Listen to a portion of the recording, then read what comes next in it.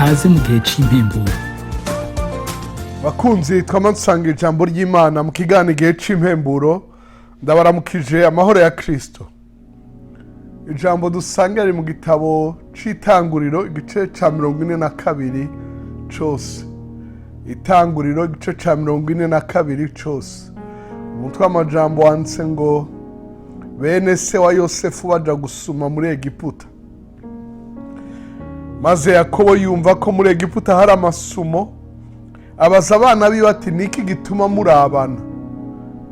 Kandi ati numvise ko muri Egiputa hari amasumo.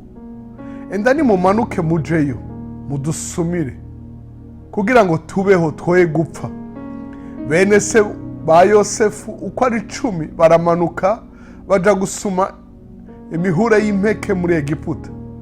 Ariko Benyamini mwene nyina wa Yosefu, Yakobo ntiyamutumana na bakuru be kuko yiyumvira ati kumbure yogira icaba. Nuko bene Isirayeli bajana n'abandi gusuma kuko kigoyi cateye mu gihugu c'ikanani.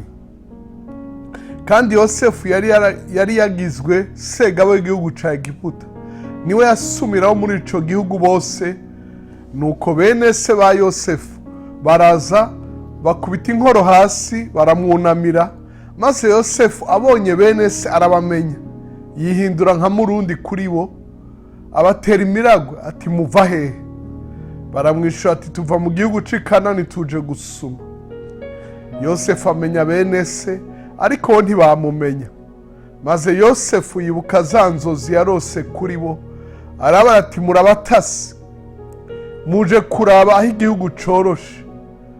Baramwishura bati haba namba mugenzi, abasavyi bawe twangajwe no gusuma, twese tuvuka kuri umwe, turabanyakuri, abasavyi bawe ntiturabatasi na gatoya. Arabisha ati namba kuraba aho igihugu coroshe nico kibazanye. Baramwishura ati twebwe abasavyi bawe twavukana turi 12, turaba umuntu umwe wo mu gihugu c'ikanani. Umuhererezi yasigaranye na data, uwundi nawe ntakiriho. Yosefu arabisha ati aho rero sinavuze ko muri abatasi? Iki nico kizobeza. Ndabarahiye Farawo mukazovino umuhererezi wanyu adashitse aha. Nimutume umwe muri mwebwe agende azane murumuna wanyu, namwe musigare muri imbohe, kugira ngo amagambo yanyu aseruke ko ari ukuri. Biramutse bitabaye bityo muzoba muri abatasi, ndabarahiye Farawo. Bose abamaza 3 mwibohero. Ku munsi ugira 3 Yosefu arabara ati enda genza mutya mwoye gupfa kuko ntinya Imana. Namba muri abanyakuri, umwe muri mwebwe asigare hano mwibohero, abandi mugende mujane imihure y'impeke yo kubamara inzara mu ngo zanyu. Muheze munzanire umuhererezi wanyu, niho amagambo yanyu azomenyekana ko ari ukuri, bikabakiza ntimupfe. Baca bagenza batyo.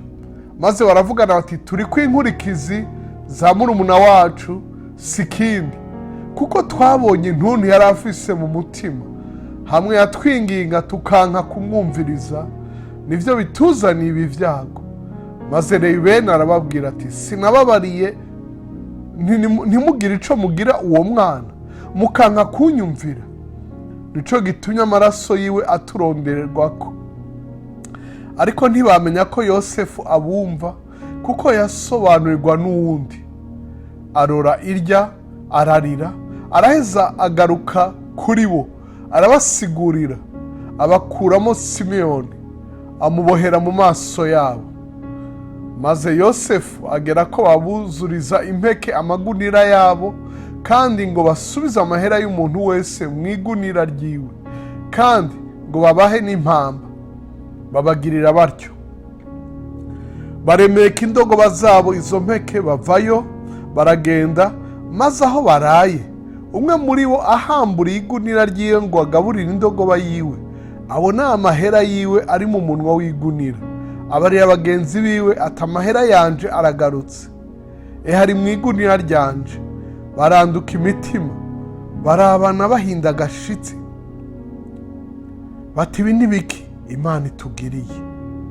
Bashitse imuhira kwa se Yakobo mu gihugu c'i Kanani, bamudondera ibyabaye ko byose, batuma umugabo aganza ico gihugu.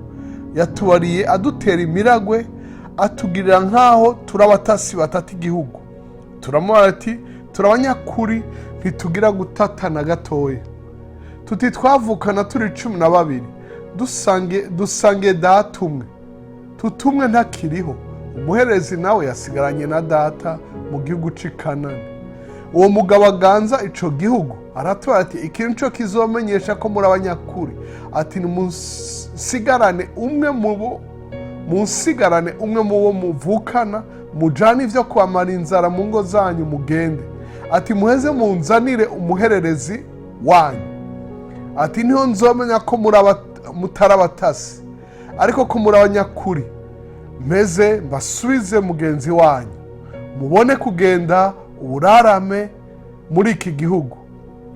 Maze bacuranuye ibiri mu magunira yabo, basanga itu ry'amahera ry'umuntu wese riri mu igunira ryiwe. Abo bose bo na se babonye ayo matu yabo y'amahera baratinya. Se Yakobo arababarira ati muntonyoye kw'abana, Yosefu ntakiriho na Simiyoni ntakiriho, none mugomba kunyaka na Benyamini. Ivyo byose ni jewe vyeguriweko. Rubeni abarira se ati nintamukugarukanira, uze wica abahungu banje bombi, numumpe nzomukugarukanira. Aramwisha ati umwana wanje ntazomanukana namwe, kuko mukuru we yapfuye, akaba asigaye ari kinege, yogira icaba mu nzira, mugatuma imvi zanje zimanukana umubabaro ikuzimu. Imana ishimigwe. Iki gisomwa c'ijambo ryayo duheje kubasomera.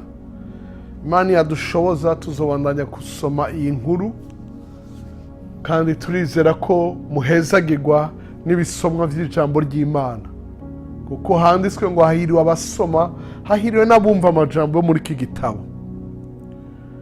Hari amajambo menshi nohagarara ko sinagomba gusigura, nagomba kubasomera inkuru gusa. Ariko hari ijambo riri ku murongo w'9 muri iki gice ca 42 bivuga ngo maze Yosefu yibuka za nzozi yarose kuri bo. Mukundwa uri kuranyumviriza canke muri ko muratwumviriza murenze umwe muri babiri canke batatu canke umugwi, mbega uba wibuka za nzozi? Mbega mwamwibuka za nzozi? Umbarizo muri kumwe nawe nyene wibaza, mbega uba wibuka za nzozi? Hari ikintu Imana yigeze kukwereka, hari ikintu Imana yigeze kukubarira mu nzozi gufasha umutima urumva ko ari ikintu gisobanuye neza, gifise ico kivuze muri kazoza kawe. Mugabo iminsi ibaye myinshi turacibagira. Ndakwinginze mukundwa, usubire uciyumvire ko, ukirabe, ugisengere, kuko inzozi ziri n'akamaro. Simvuze ngo inzozi zose ziri n'akamaro, mugabo inzozi zagiye zirakiza ibihugu. Farawo yararose ibintu byatumye igihugu kirengana igihe c'ikigoyi. Yosefu yagurishijwe afite imyaka 13, yavuye mu ibohero afite imyaka 30. Iyo no kuvuga ngo ni imyaka 13 yamaze muri ico gihugu ca Egiputa ataragirwa mukuru. Hacabaho igihe c'imyaka 7 y'umwimbu mwinshi, ni ukuvuga imyaka 20, aho atarabona bene wabo. Aba baje haciye imyaka 2 y'inzara, ni ukuvuga ngo ni imyaka 20 batabonana. Kumbura yarose izi ndoto afite imyaka 17 canke 16. Hari haciye imyaka itari mike. Sinzi imyaka wiciyeko,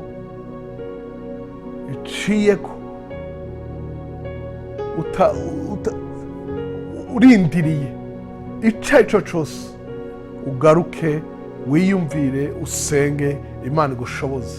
nariko ndagerageza guharura imyaka yahaciye kuva igihe yarota n'igihe baza. Ni ukuvuga ngo igihe yatandukana nabo agasubira kubabona hari imyaka 22.